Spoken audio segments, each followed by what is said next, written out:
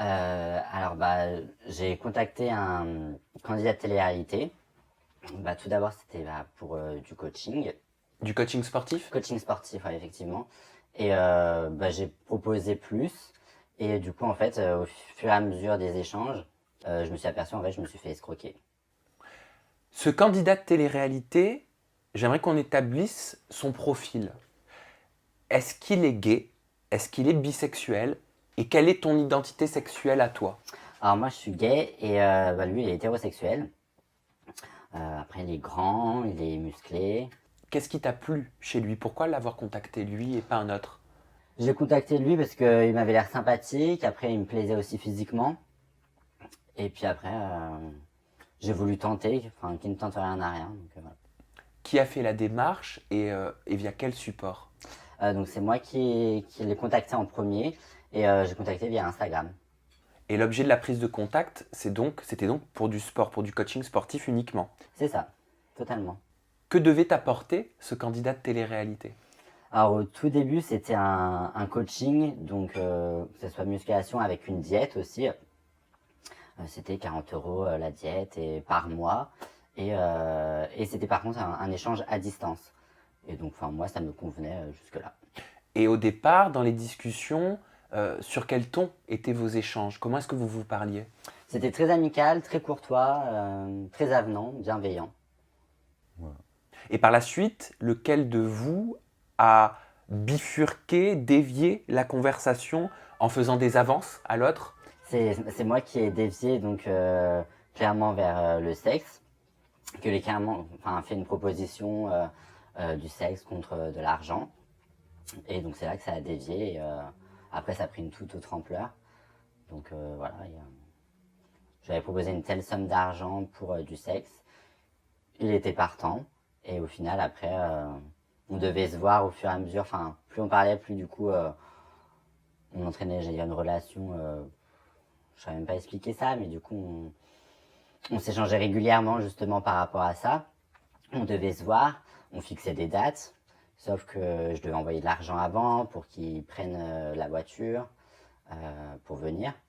Et sauf qu'en fait, ça ne s'est jamais fait. Donc, On va parler du détail de ces sommes d'argent, parce qu'au total, tu lui as versé près de 2000 euros dont tu n'as jamais revu la couleur et tu n'as eu aucun service. Et bien évidemment, on n'est pas là pour te juger, mais on est là pour comprendre ton histoire. Qu'est-ce que tu lui as proposé concrètement et n'avais-tu pas peur de sa réaction? j'ai clairement posé du sexe. C'était pour une somme d'argent, je sais plus laquelle. Et j'avais pas peur de sa réaction parce que je me dis, il m'aurait dit non, il m'aurait juste dit non. Et on serait passé à autre chose, je serais passé à autre chose et terminé. Et je me dis, s'il aurait dit oui, tant mieux. Tout le monde est gagnant, entre guillemets. Vous parliez sur quel réseau social? Instagram, toujours.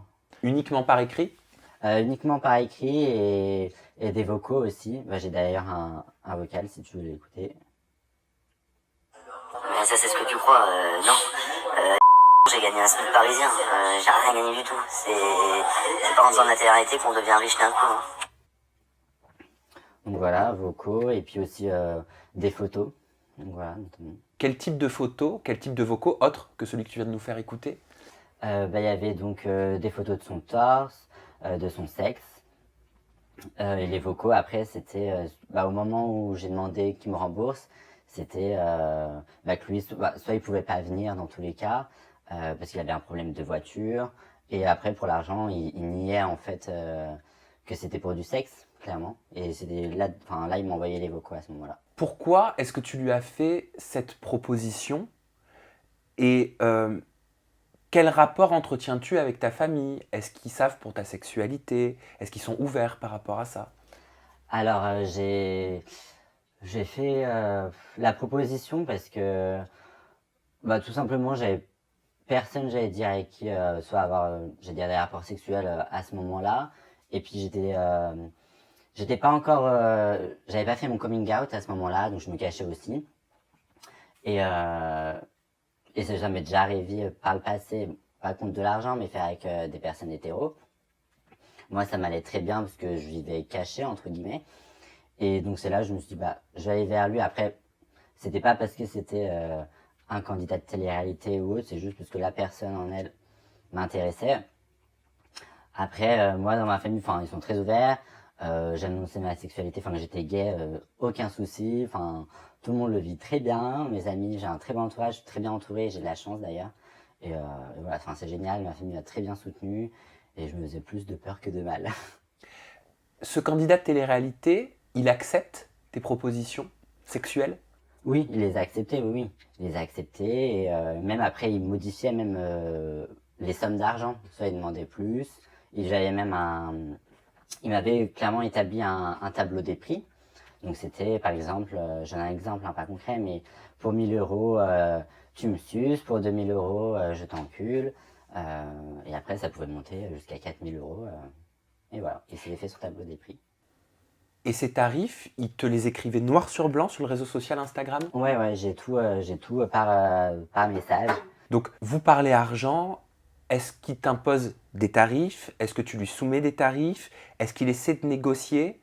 Alors on négociait tous les deux pour l'argent. Lui il me disait un prix, par exemple 1000 euros, moi je disais moins, ça pouvait être 750, 800. On négociait dès qu'on était en commun accord.